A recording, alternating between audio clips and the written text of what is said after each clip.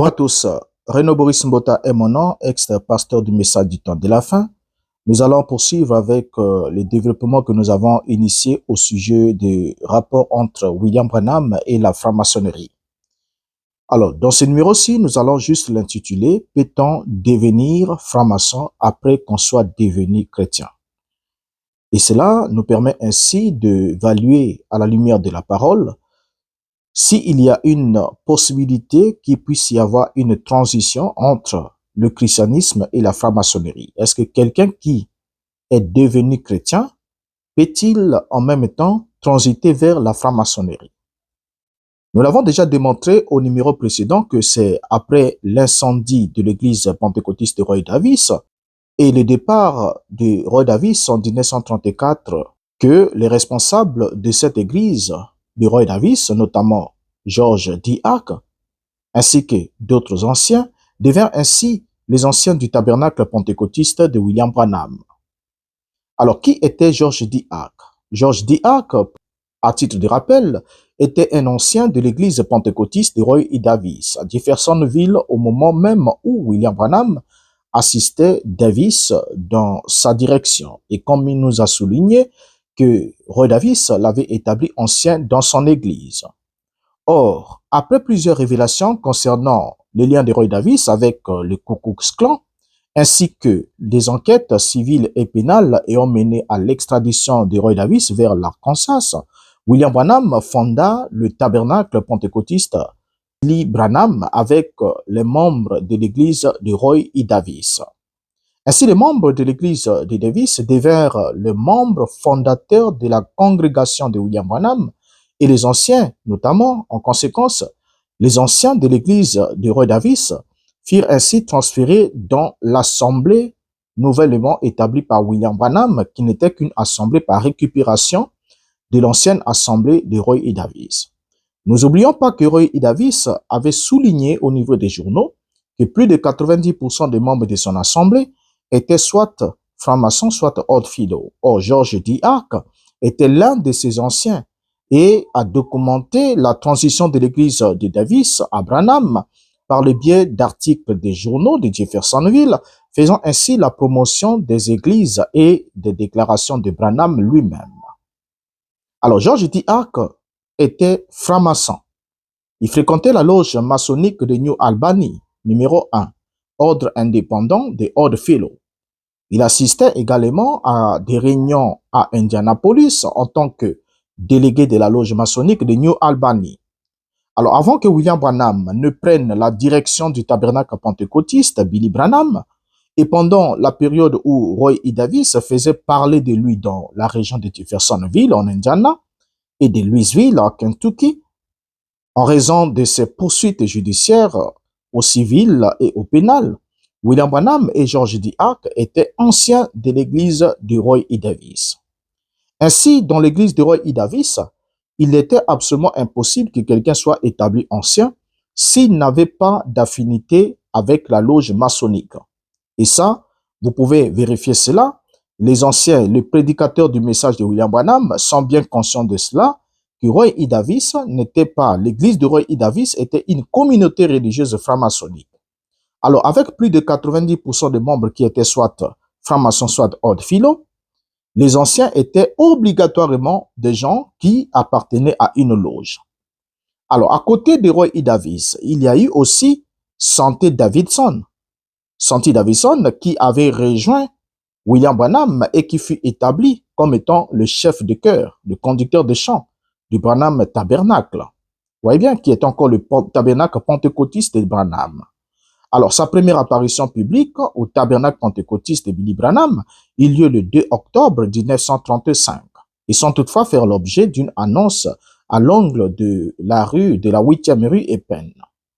Ainsi, la participation de Santé Davidson à l'église de Branham en 1935 s'est déroulée au tabernacle de la 8e rue et de la rue Graham, donc à 2 pâtés de maisons et demi du tabernacle de Branham qui existe encore aujourd'hui. Alors maintenant ici, on va se rendre compte ensemble avec vous que Branham ne se serait jamais lié avec les francs-maçons comme les Shiners si Branham n'était pas un maître maçon. Et nous avons lu William Branham qui nous dit qu'il est le seul membre de sa famille à faire partie de la loge maçonnique ou encore à faire partie de l'organisation paramaçonnique de Shiners. Vous voyez bien? Alors, on a déjà compris comment l'entourage de William Branham était un entourage maçonnique. Les membres de l'église de William Branham étaient à plus de 90% de francs-maçons. Les anciens récupérés dans l'église de Roy E. Davis étaient des francs-maçons. William Branham va aussi être rejoint par des francs-maçons comme Santé Davidson. Alors là, déjà, ça nous permet ainsi de comprendre pourquoi William Branham pouvait déclarer dans la prédication « N'aie pas peur » du 14 avril 61 au paragraphe 49, ce qui suit. Maintenant, je ne dis rien sur le kiwanisme maintenant. C'est tout en ordre. Vous voyez, juste certaines personnes prennent parce que je crois que les maçons sont bien. Mais la loge maçonnique ne prendra jamais la place de l'église ou du sang de Jésus-Christ. Tous mes gens sont des maçons et ils sont tous bien en tant que loge. Et le problème de ceci est que vous avez l'église jusqu'à ce que ce ne soit plus qu'une loge maçonnique ou n'importe quelle autre loge. L'église est une maison de Dieu où Christ vit et se manifeste lui-même parmi son peuple. Alors, donc, vous voyez ici, William Branham a totalement raison de déclarer « Tous mes gens sont des maçons et ils sont tous bien en tant que loge. » Et Branham souligne « Et le problème de ceci est que vous avez l'église jusqu'à ce que ce ne soit plus qu'une loge maçonnique ou n'importe quelle autre loge. » Donc ici, dans le langage de Branham, c'est que la chose commence avec la connotation d'une église. Cela aboutit à devenir une loge maçonnique. Vous voyez bien, jusqu'à ce qu'est traduit l'objectif qui est atteint ou encore la finalité. Donc ça commence comme une église, mais ça se termine en tant qu'une loge maçonnique ou n'importe laquelle autre de loge. C'est dit par William Branham. Donc on comprend si Branham dit que tous mes gens sont des maçons, ils sont tous bien en tant que loge. Branham a totalement raison. Soit Branham ment ici, soit il dit la vérité. Maintenant, dans le monde du message de William Branham, les prédicateurs vous diront, soit ils ont deux versions. La toute première, ils vous diront que c'est tous les gens de Branham qui étaient des maçons, mais pas Branham lui-même. Tous ces gens sont des maçons, mais excepté Branham. Ça, il y en a qui disent ça. Mais il y en a d'autres qui vous diront, oui, tous étaient des maçons, y compris Branham, parce que la franc-maçonnerie évoquée par Branham n'avait rien de mysticisme comme celle d'aujourd'hui. Qu'au début, la franc-maçonnerie était encore saine, elle était pure, mais c'est après qu'elle est devenue mauvaise. Mais on ne sait pas à partir de quand est-elle devenue mauvaise et sur base de quoi, lorsque nous savons ce qui se passe dans la franc-maçonnerie depuis sa genèse. Vous voyez bien? C'est depuis sa genèse. Donc c'est une organisation qui est totalement en contradiction avec les valeurs de l'évangile, les valeurs de la chrétienté. Et là, on se poserait la question de savoir quelles sont les bonnes choses qu'il y a dedans. Et quand Branham dit tous mes gens sont des maçons, alors les prédicateurs du message, les hypocrites bien sûr, vous diront que c'est tous les gens de Branham qui étaient des maçons, mais sauf Branham. Et ça, c'est l'une des déclarations qui n'ont peut-être pas pu retrancher aussi dans la brochure avant. Parce que ici, Branham, quand il dit tous mes gens sont des maçons, alors les gens viendront dire non, c'est pas Branham. Mais là, retenez la date. C'est en date du 4 avril 61 que Branham fait cette déclaration en disant « All my people are masons ». Donc, tous mes gens sont des maçons, n'est-ce pas? Tous. Et il n'y a pas d'exception, hein? Tous mes gens sont des maçons. Et ils sont tous bien en tant que loge. C'est déclaré par William Branham. S'il dit vrai, tous ces gens sont des maçons, y compris lui-même. S'il n'a pas dit vrai, alors Branham ment. Mais malheureusement, c'est enregistré sur bande, sous conduite et sous la supervision de la colonne de feu qui est en train de veiller sur lui. Maintenant, en date du 11 juin 1961, Branham va condamner le fait de comparer l'Église à la loge maçonnique. Retenez bien les dates parce que dans certains cas, on vient vous embrouiller pour vous dire non, Branham avait condamné et on va vous dire la citation où Branham a condamné après avoir lu la citation où Branham a autorisé. Or, entre l'autorisation et la condamnation, entre l'autorisation et l'interdiction, on regarde qu'est-ce qui est arrivé avant et qu'est-ce qui est arrivé après. Si quelqu'un vous interdit quelque chose, ensuite la personne autorise, c'est l'autorisation qui est la dernière mesure. Si la personne vous autorise quelque chose, ensuite interdit, c'est l'interdiction qui devient la dernière mesure. Vous voyez bien? Maintenant, dans le cas de Branham, le 11 juin 1961, Branham condamne le fait de se comparer à une loge maçonnique. Dans la prédication, Apocalypse chapitre 5, première partie, prêché le 11, 6e mois 61, paragraphe 115. Branham dit, « Cette église ne peut jamais se comparer au monde. Comment pouvez-vous et les divertissements de votre église vous comparer à la loge des francs-maçons ou à l'un de ces groupes de gens qui se divertissent? Ça, c'est leur domaine. N'essayez pas d'aller dans leur camp. » C'est Branham. C'est clair. Qu'est-ce que Branham souligne ici? Branham dit, cette église ne peut jamais se comparer au monde. On le souligne. Cette église, c'est le Branham Tabernacle. Ne peut jamais se comparer au monde. OK? Et Branham leur dit, comment pouvez-vous, vous et le divertissement de votre église, vous comparer à la loge des francs-maçons? Donc, on note ici, il y a le divertissement et Branham interdit qu'on puisse se comparer à la loge des francs-maçons ou à l'un de ces groupes de gens qui se divertissent. Nous retenons le verbe utilisé par Branham ici. Donc, les francs-maçons ou l'un de ces groupes de gens sont des gens qui, selon Branham, se divertissent. Et Branham me précise, ça c'est leur domaine. N'essayez pas d'aller dans leur camp. Or, quand on regarde se divertir, selon le propos de Branham, il condamne ici le fait que ces groupes, les francs-maçons et ces groupes de gens, se divertissent, n'est-ce pas? Or, se divertir veut dire quoi? Se divertir signifie s'amuser, se distraire ou passer un bon moment. Et dans notre cas ici, cela signifie que William Branham concevait la franc-maçonnerie ou encore ces autres groupes comme étant des groupes de divertissement. Vous voyez bien? Donc des gens qui se divertissaient, c'est-à-dire qui s'amusaient dans la voie de la spiritualité, qui étaient en train de se distraire. Parce que quand on parle de se distraire, c'est comme on dit, passer un bon moment, passer son temps, se détendre, s'amuser, vous voyez bien. Donc c'est ça, se divertir. Donc Branham souligne que les loges maçonniques ainsi que les autres groupes sont des groupes de divertissement. Mais lorsqu'on parle de divertissement dans le langage biblique, cela a aussi une autre connotation. Parce que dans la Bible, on va parler de divertissement dans Exode chapitre 32, le verset 6 à 7. Dans l'épisode notamment du veau d'or, où la Bible nous dit, le lendemain, ils se levèrent de bon matin et ils offrirent des holocaustes et des sacrifices d'action de grâce. Le peuple s'assit pour manger et pour boire, puis ils se levèrent pour se divertir. Regardez bien ce qui s'est passé ici. Le peuple est en train de célébrer un culte à l'Éternel autour du veau d'or. Et ils ont attribué à ce veau d'or une divinité faite de main d'homme, les qualités ou les prérogatives de Jéhovah Elohim qui les a fait sortir du pays d'Égypte. Ils ont dit, voici Israël, voici ton Dieu qui t'a fait sortir du pays d'Égypte. Et ce Dieu qui leur a fait sortir du pays d'Égypte était une imitation d'une divinité égyptienne, notamment un veau en or. Et ce veau en or est une divinité fabriquée par eux-mêmes. Maintenant, lorsqu'ils célèbrent le culte autour de cette divinité, la Bible dit, le lendemain, ils se levèrent de bon matin et ils offrirent des holocaustes et des sacrifices d'action de grâce. Ensuite, le peuple s'assit pour manger et boire, et puis ils se levèrent pour se divertir.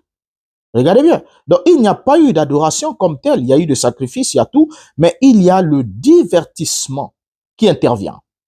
Vous voyez bien? Donc, le fait de s'amuser, de se distraire autour d'un lieu d'adoration, autour d'un objet d'adoration qui était le veau d'or et un culte qui était un culte de rébellion contre le Dieu d'Israël. Le verset 7 arrive. Le verset 7 nous ajoute. L'Éternel dit à Moïse, va, descends, car ton peuple que tu as fait sortir du pays d'Égypte s'est corrompu. Donc ce peuple-là qui a offert des holocaustes, qui a offert des sacrifices d'action de grâce, qui s'assit pour manger et pour boire, ensuite s'est levé pour se divertir, était un peuple qui s'était corrompu. Donc, là, le divertissement autour du veau d'or est désigné par Dieu lui-même à Moïse comme étant un acte de corruption. Donc, le peuple qui se livrait à ce divertissement autour de ce veau d'or, après avoir offert des holocaustes, après avoir offert des sacrifices d'action de grâce, était un peuple qui était corrompu. Vous voyez bien, le peuple qui s'est corrompu. Donc, cette corruption vient du fait qu'ils se divertissent. Ils se réunissent pour se divertir. Or, Branham dit que la franc-maçonnerie et les autres groupes sont des groupes de divertissement. Donc, au regard de la parole de Dieu, lorsque la parole de Dieu parle de divertissement, cela est associé automatiquement à l'idolâtrie. C'est là qu'on lit aussi pour une énième fois où la Bible parle du divertissement. Dans Juge chapitre 16, le verset 25, la Bible nous parle dans le cas de Samson. On lit ce qui suit. Dans la joie de leur cœur, ils dirent qu'on appelle Samson et qui nous divertissent. Ils firent sortir Samson de la prison et il joua devant eux. Ils le placèrent entre les colonnes. Vous voyez bien ici, là c'est le cas de Samson.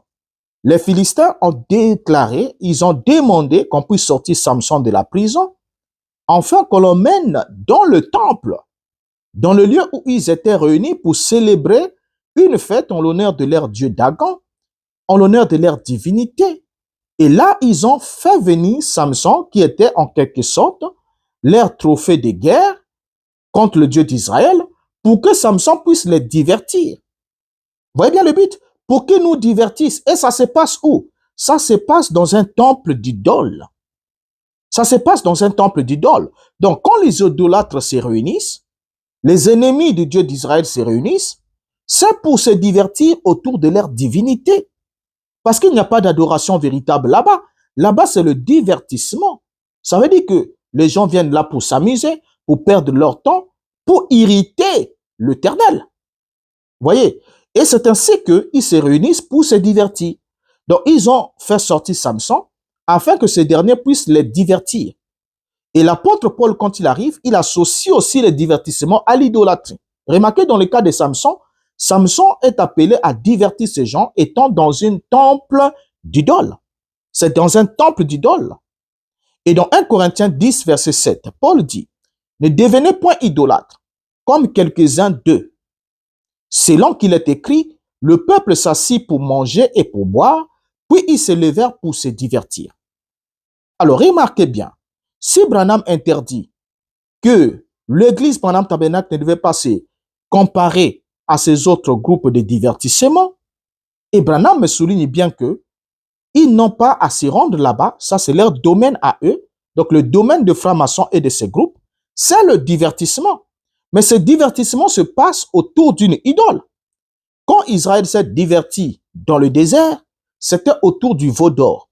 Lorsqu'on a emmené Samson pour qu'il puisse divertir le peuple, les Philistins, c'était dans le temple, devant leur divinité.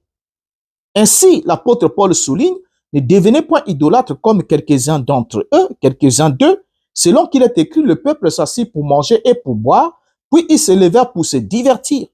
Donc, comme Branham souligne que la franc-maçonnerie, c'est le domaine des divertissements, il est en train de souligner que le divertissement se passe ainsi autour du veau d'or. Alors, donc, lorsque Branham dit que ça, c'est leur domaine, n'essayez pas d'aller dans leur camp. Pourquoi est-ce que les croyants du Branham Tabernacle ne devraient pas essayer? Branham dit bien, n'essayez pas d'aller dans leur camp. La citation est là. Vous voyez bien? N'essayez pas d'aller dans leur camp. Donc, on ne doit même pas essayer. On ne doit même pas effectuer une tentative d'aller dans leur camp. Là, Branham s'adresse au Branham Tabernacle, à cette communauté qui, à la base, était constituée de plus de 90% des gens qui étaient francs-maçons ou hors de philo. Vous voyez bien? Soit francs-maçons, soit hors de philo. Maintenant, ici, Branham leur interdit de ne pas aller dans le camp des francs-maçons. Nous sommes en quelle date? Nous sommes en date du 11 juin 1961. date du 11 juin 1961. Retenons cela.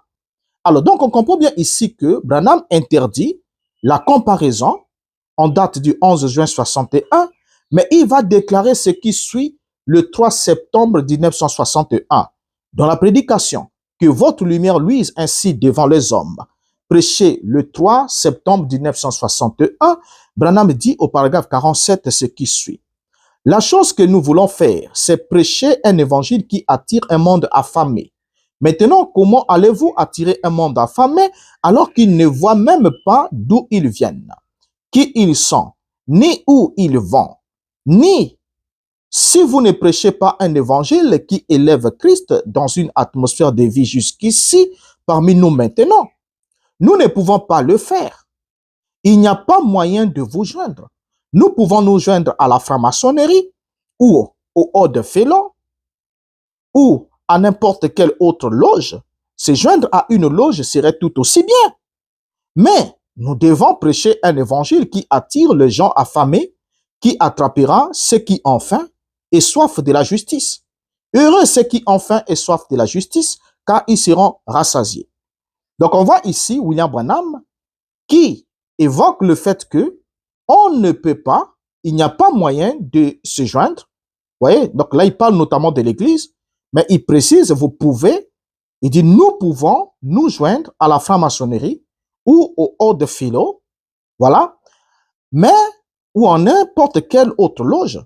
Et Branham souligne, se joindre à une loge serait tout aussi bien. Se joindre à une loge serait tout aussi bien. Alors, lorsque Branham fait cette déclaration, nous sommes en date du 3 septembre 61. Vous voyez bien, retenons la date. Et pendant que Branham le déclare, il y a quelqu'un qui a entendu. Le 3 septembre 61, Branham qui souligne, se joindre à une loge serait tout aussi bien. Et il précise, mais nous devons prêcher un évangile qui attire les gens affamés. Donc Branham ici n'évoque pas que se joindre à une loge est mal. Mais ici, Branham ne s'adresse pas au commun du mortel. Branham s'adresse à ceux qui font partie de son assemblée. Il prêche dans son église. Nous sommes là à Jeffersonville, dans le Branham Tabernacle. Donc, il leur a dit que se joindre à une loge serait tout aussi bien. Maintenant, le mois suivant, une question va lui être posée. La question essentielle, la question clé, la question posée sûrement par quelqu'un qui l'a entendu dire que se joindre à une loge serait tout aussi bien. Et la question est la suivante. Donc, question et réponse du 15 octobre 1961, la question 162. Question. Frère Branham, est-ce mal d'appartenir à une loge après qu'on est devenu chrétien? Par exemple, celle des francs-maçons. La réponse au paragraphe 182. Branham dit, non, monsieur, soyez un chrétien où que vous soyez. Peu m'importe l'endroit où vous êtes, vous pouvez quand même être un chrétien. La réponse de William Branham indique qu'un chrétien peut appartenir à une loge. Il évoque ainsi ce qu'on appelle la double appartenance. Donc Branham prêche clairement la tolérance maçonnique et la compatibilité entre cette dernière et le christianisme. Vous voyez bien? Or, lorsque nous regardons pour comprendre comment est-ce qu'on devient maçon, parce que ici la personne lui a posé la question de savoir, est-ce mal d'appartenir à une loge après qu'on est devenu chrétien? Or, l'appartenance à une loge sous-entend que l'on devient franc-maçon. Vous voyez, on ne peut appartenir à une loge que par la voie initiatique pour devenir franc-maçon. Donc, la vraie question ici, si on peut reformuler la question, c'est que la personne veut savoir, est-ce que après que je sois devenu chrétien, puis-je, à la suite d'être devenu chrétien, devenir aussi franc-maçon? Si l'on devient chrétien par le baptême du Saint-Esprit, qui suit la prédication, la foi, la confession de la foi, mais comment est-ce qu'on devient maçon? Vous voyez bien? Or, le parcours maçonnique est jalonné d'un processus de sélection humaine et une méthode de travail philosophique. Déjà, pour commencer, pour devenir franc-maçon, le profane dépose d'abord une demande écrite ou est proposée par un parrain maçon il doit être premièrement majeur et avoir un casier judiciaire vierge et être autonome financièrement parlant. Ensuite, il y a la phase de l'enquête, ce qu'on appelle le passage sous les bandeaux, où le candidat subit plusieurs entretiens approfondis avec les membres de la loge. Il est ensuite interrogé, les yeux bandés devant l'assemblée des maçons pour évaluer sa sincérité et ses motivations. Et par la suite, va intervenir le vote, c'est-à-dire que les membres de la loge votent à bulletin secret, les boules blanches et noires. Le candidat doit alors obtenir l'approbation de l'atelier pour être accepté. Et vient alors la phase de l'intégration qu'on appelle l'initiation. On doit l'intégrer par l'initiation. Donc le candidat vit une cérémonie rituelle codifiée qu'on appelle initiation, au cours de laquelle il passe symboliquement des ténèbres du monde profane à la lumière du temple. Il prête ainsi un serment de fraternité et de discrétion. Mais or, lorsqu'on regarde ici, on comprend alors comment la personne devient maçon. Vous allez voir que la façon de devenir maçon est totalement l'inverse de la manière de devenir chrétien. Donc, on ne peut pas quitter le christianisme pour la franc-maçonnerie sans renier d'abord la foi chrétienne. Parce que adhérer à la franc-maçonnerie après qu'on soit devenu chrétien est un acte de négation de la véritable foi. Parce qu'il y a aussi deux types de chrétiens, il faut qu'on le souligne. Il y a le chrétien du nom, c'est-à-dire que celui qui a l'apparence, mais il y a aussi les chrétiens authentiques. Or, le chrétien authentique est la résidence du Saint-Esprit, est quelqu'un qui a découvert la vérité, est quelqu'un qui marche dans la lumière. Il n'est pas en quête de la lumière, il n'est pas en quête de la vérité, il n'est pas celui qui travaille tout seul au perfectionnement de son être intérieur. Vous voyez bien, il est celui qui est l'œuvre de Dieu. C'est-à-dire que c'est Dieu qui travaille pour façonner l'homme, le chrétien. Mais dans la franc-maçonnerie, c'est totalement le contraire. Alors, on remarque maintenant ici, lorsqu'on voit comment est-ce qu'on accède comment est-ce qu'on arrive, on passe de la vie profane à la vie des maçons, on se rend bien compte que c'est l'inverse de ce que dit la parole. Parce que dans Actes chapitre 26, le verset 17 à 18, voici ce qui a été dit à l'apôtre Paul dans sa commission et dans cette mission noble. J'étais choisi du milieu de ce peuple et du milieu des païens vers qui je t'envoie, afin que tu leur ouvres les yeux pour qu'ils passent des ténèbres à la lumière et de la puissance de Satan à Dieu, pour qu'ils reçoivent par la foi en moi le pardon des péchés et l'héritage avec les sanctifiés. Regardez ici, Paul reçoit ici la commission de faire quoi? De faire passer, d'ouvrir d'abord les yeux des gens, parce qu'ils sont d'abord aveugles. Et quand Paul vient avec l'évangile, c'est pour leur ouvrir les yeux. Et quand leurs yeux s'ouvrent, alors l'ouverture des yeux permet à ce que ces derniers transitent des ténèbres à la lumière. Vous voyez bien? De la puissance de Satan à celle de Dieu. Et ensuite, ils vont recevoir, par la foi en Christ, le pardon des péchés et l'héritage avec les sanctifiés. C'est là qu'on devient alors un chrétien. Mais le maçon ici, on se rend compte que le candidat, déjà dans la phase de l'enquête, et on nous fait comprendre que le candidat est interrogé, les yeux bandés devant l'assemblée des maçons, pour évaluer sa sincérité, ses motivations. Il est interrogé, les yeux bandés. Vous voyez bien? Et lorsqu'on l'initie, on le fait passer symboliquement des ténèbres du monde profane à la lumière du temple. Or, c'est totalement différent.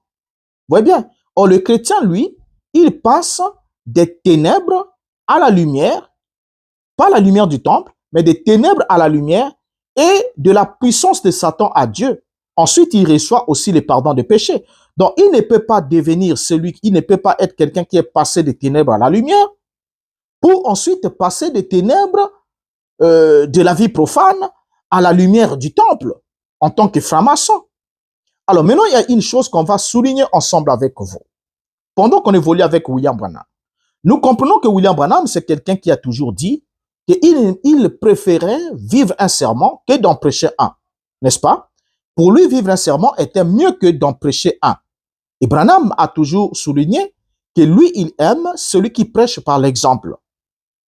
Et il nous a notifié que lui, Branham, il devrait jamais, au fait, il n'a jamais prêché aller, mais il a toujours prêché venez.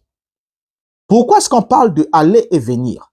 Branham prend beaucoup de types pour montrer que le bon leader n'est pas celui qui envoie des gens quelque part, mais le bon leader est celui qui fait lui-même l'expérience de la chose et ensuite il appelle les autres pour qu'ils les rejoignent là où ils se trouvent parce qu'il a déjà fait ce chemin-là. Et dans la prédication, c'est revêtir de toutes les armes de Dieu. Prêcher le 1er juillet 62. Branham va souligner ce qui suit au paragraphe 132. Qui est le premier? Le chef des sapeurs-pompiers.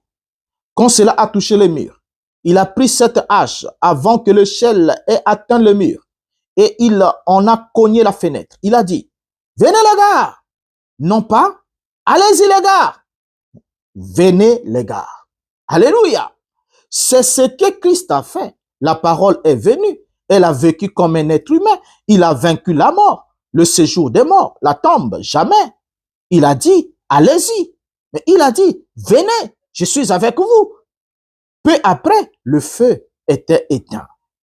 Ici, Branham est en train d'utiliser une métaphore, une histoire d'un incendie qui avait été déclaré et il y a eu plusieurs pompiers qui sont arrivés. D'autres, quand ils sont arrivés, le capitaine des pompiers restait à l'écart et donnait des instructions au loin. Il disait aux gens, allez là-bas, faites ceci, faites cela. Mais Branham dit que lorsque l'autre équipe d'une autre ville est arrivée, celle-ci, dès qu'ils ont posé l'escalier, voilà, le capitaine des sapeurs-pompiers était déjà au sommet de l'échelle. Et quand il est arrivé au sommet de l'échelle, c'est lui qui a pris sa hache, il a cogné sur la fenêtre, il a brisé, et ensuite il lance le cri, dit, venez les gars. Vous voyez bien? Venez les gars. Et Branham souligne, non pas, allez-y les gars. Donc, ici, Branham est en train de faire la différence entre le fait de pratiquer soi-même une expérience, de passer une expérience, ensuite de convier les autres à vous rejoindre, et la différence de ne pas passer une expérience, mais d'y envoyer les autres. Et Branham dit que la meilleure façon, c'est celle d'emboîter soi-même les pas et ensuite d'appeler les autres. Vous voyez bien? Ainsi, on voit bien que le verbe aller désigne l'action de se déplacer d'un lieu vers un autre. Celui qui vous dit aller, lui-même n'est pas au point d'objectif. Ça veut dire qu'il reste quelque part et il vous envoie ailleurs, là où lui-même ne s'est pas rendu. Vous voyez bien? Mais le verbe venir, lui, par contre, désigne l'action de se déplacer pour arriver dans le lieu où se trouve la personne qui parle. Donc, quand je vous dis venez ici, venez, ça veut dire que vous devez effectuer un mouvement vers moi, qui est le mouvement inverse du verbe aller. Alors donc, le faux capitaine des pompiers est celui-là qui dit aux gens allez. Mais le bon capitaine est celui qui dit aux gens venez. Maintenant, la question, on revient avec William Branham. Quand William Branham dit, ce n'est pas mal d'appartenir à une loge après qu'on soit devenu chrétien. Vous pouvez être chrétien où que vous vouliez. Peu importe l'endroit où vous vous trouvez, vous pouvez toujours être chrétien. Donc, vous pouvez être chrétien, vous logez dans n'importe quelle loge, vous resterez toujours chrétien. C'est ce que Branham dit.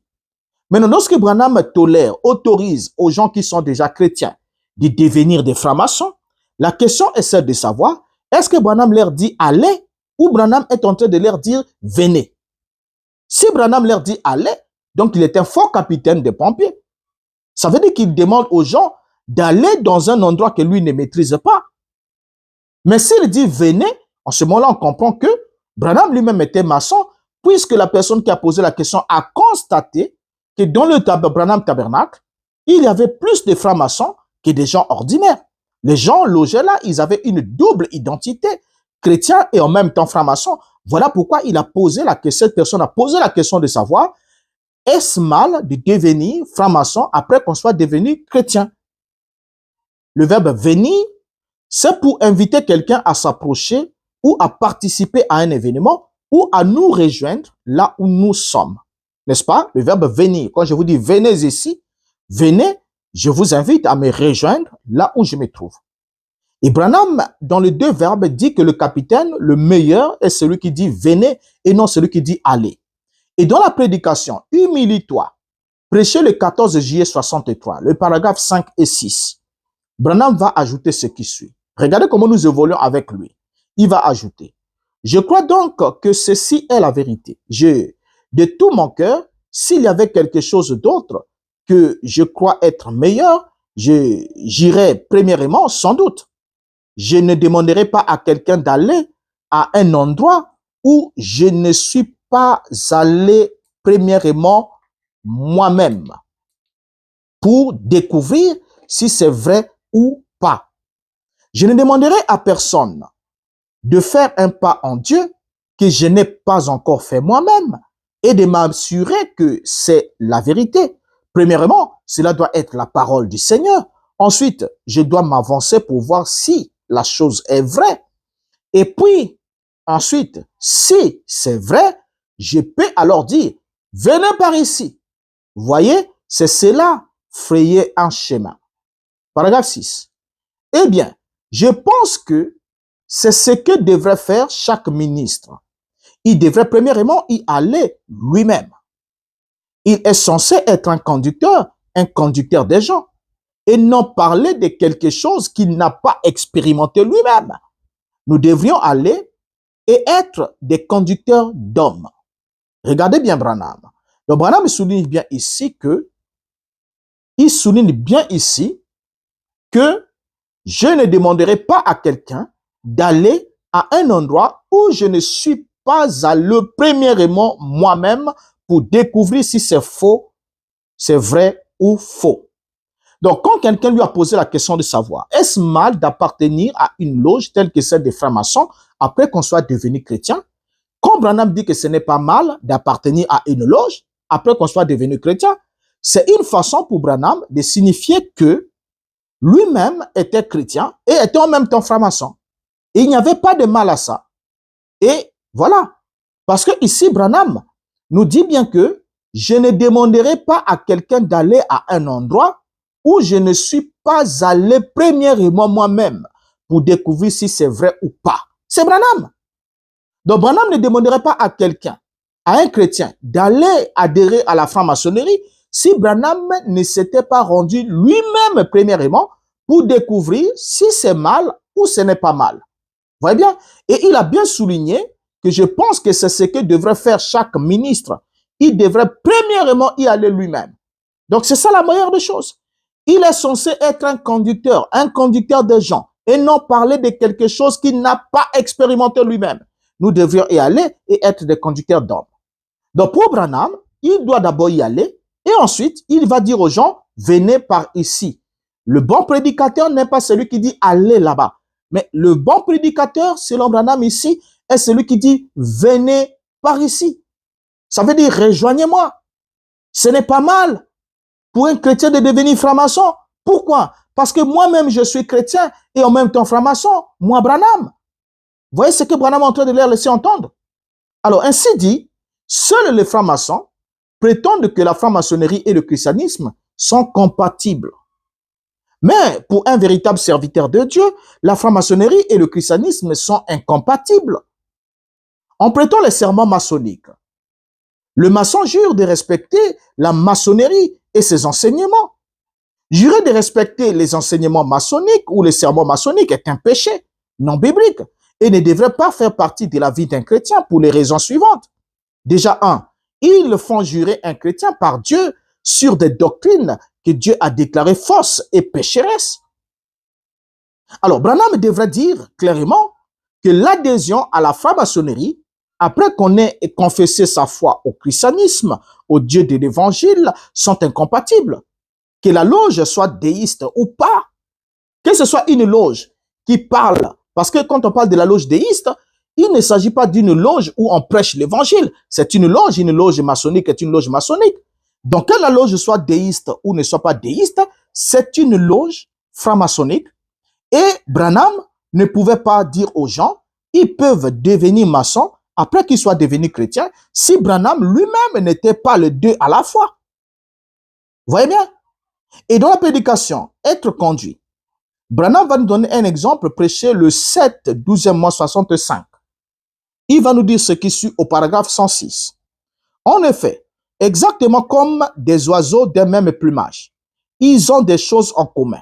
Et si c'est les hommes pieux n'ont pas envie de parler de l'homme qui tire un bar et le tous ensemble, parce qu'ils n'ont rien en commun. Il nous faut avoir des choses en commun. De même, les chrétiens ont des choses en commun avec les chrétiens. Les pécheurs ont des choses en commun avec les pécheurs.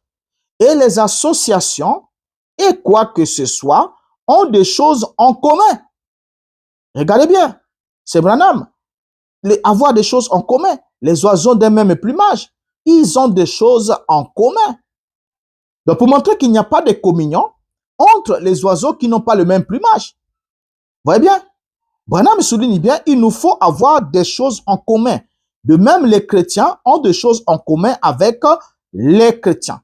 Donc, la communion se passe entre les chrétiens et les chrétiens. Posons-nous une question. Comment Branham, qui était prétendument chrétien, avait la communion permanente avec tous ces gens qui étaient des maçons? Quand il dit « All my people are Masons », Branham souligne bien que tous ces gens à lui, Branham, étaient des francs-maçons. C'est sorti de sa bouche. Ce n'est pas quelqu'un qui veut manger le piment dans sa bouche. C'est Branham qui le dit. Donc, lorsque on vous lit les citations de Branham, que Branham a dit, n'essayez pas d'aller dans leur camp, mais il l'a dit avant d'autoriser. Maintenant, quand quelqu'un interdit aujourd'hui et autorise demain, entre l'interdiction et l'autorisation, quelle est la dernière mesure qui a été soulignée et qui doit être observée? C'est l'autorisation. Vous voyez bien? Et Branham va ajouter ce qui suit. Dans Où est partie ta force, Samson? Prêché le 2, 7e mois 59. Il avait précédemment dit au paragraphe 6 ce qui suit. Samson a eu une mauvaise compagnie. Et vous pouvez toujours vous rappeler que dès que vous avez une mauvaise compagnie, vous êtes en dehors de la volonté de Dieu. Ma propre mère du Sud me disait, si tu te couches avec un chien qui a des puces, tu auras des puces. C'est plutôt grossier comme expression, mais ça a beaucoup de bon sens courant chaque jour. Vous ne pouvez simplement pas vous associer avec les choses du monde et vous attendre à rester spirituel et humble devant le Seigneur. On vous reconnaît par les gens que vous fréquentez. Et un vieux dicton dit, dis-moi qui tu hantes, je te dirai qui tu es. Branham le dit. Donc, c'est sa maman qui lui a dit que tu dors avec les chiens qui ont des puces. Voilà, tu te couches avec des chiens, avec un chien qui a des puces, tu auras des puces. Voyez bien. Et c'est Branham qui le souligne bien. Il dit, vous ne pouvez simplement pas vous associer avec les choses du monde et vous attendre à rester spirituel et humble devant le Seigneur. Et il ajoute, on vous reconnaît par les gens que vous fréquentez. Maintenant, dites-moi, quand Branham dit qu'on vous reconnaît par les gens que vous fréquentez, comment pouvez-vous nous dire que William Branham n'était pas franc-maçon lorsque la fréquentation de Branham n'était que maçon? Et Branham tolère que le chrétien devienne maçon. Alors que Élie le Tishbite, dont Branham se dit avoir l'esprit, lui, il n'était pas quelqu'un qui faisait des compromis avec la parole. Devant le prophète de Baal, dans 1 Roi chapitre 18, le verset 21, la Bible nous dit, alors Élie s'approcha de tout le peuple et dit, jusqu'à quand clocherez-vous des deux côtés? Si l'Éternel est Dieu, allez après lui. Si c'est Baal, allez après lui. Le peuple ne lui répondit rien. Donc ici, là, on voit bien ici que Élie rejette les compromis.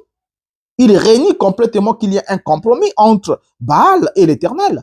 Donc le peuple était en train de clocher des deux côtés. On peut servir l'Éternel et en même temps servir Baal. On peut être chrétien et en même temps être maçon. Alors que les deux structures sont totalement antipodes de la spiritualité. Or, le terme clocher des deux côtés ici dans ces versets signifie simplement avoir un comportement boiteux. Voilà. Vous voyez bien? Donc, ça décrit parfaitement un peuple qui est partagé. Les Israélites tentaient de concilier le culte de l'Éternel avec celui de Baal, une divinité païenne de la fertilité et de l'orage. Et Élie le Tishbite avait dénoncé cette tiédeur spirituelle. Vous voyez bien? Donc ici, là, il est clair que même quand le Christ est arrivé, dans Matthieu chapitre 6, le verset 24, la Bible dit, nul ne peut servir deux maîtres, car il haïra l'un et aimera l'autre, ou il s'attachera à l'un et méprisera l'autre. Vous ne pouvez servir Dieu et Mammon. Vous voyez bien? Ainsi, quand on regarde ici, on se rend bien compte que le verset qu'on vient de lire ici, ce verset de Jésus, prolonge exactement le défi qu'Élie avait lancé sur le mont Carmel. Là où Élie dénonçait le compromis entre l'Éternel et Baal, Jésus affirme l'impossibilité psychologique et spirituelle de diviser son cœur au service de deux maîtres, au service de deux structures. Alors, il évoque la question d'esclavage quand il parle de nul ne peut servir deux maîtres. Le mot servir ici fait référence à la condition d'esclave. Un esclave appartient totalement à un seul propriétaire. Il est impossible alors d'obéir simultanément à deux logiques de vie opposées. Donc, on ne peut pas en même temps être serviteur de Christ, soit chrétien, et en même temps être serviteur de Guadeloupe. Vous voyez bien? En tant que franc-maçon, ce n'est pas possible. Ainsi, le chrétien est dans le temple et il ne peut alors entrer dans la loge qu'en sortant du temple. Ne l'oubliez jamais qu'un chrétien qui entre dans la loge sort d'abord du temple. Parce qu'il n'y a pas de possibilité. Regardez bien. Lorsque dans Apocalypse, le Christ parle du vainqueur, il dit, celui qui vaincra, je ferai de lui une colonne dans le temple de mon Dieu et il n'en sortira plus. Comment se fait-il que, en tant que vainqueur, vous êtes chrétien, vous êtes vainqueur, vous êtes devenu une colonne dans le temple de Dieu et vous en sortez encore du temple pour aller dans une loge.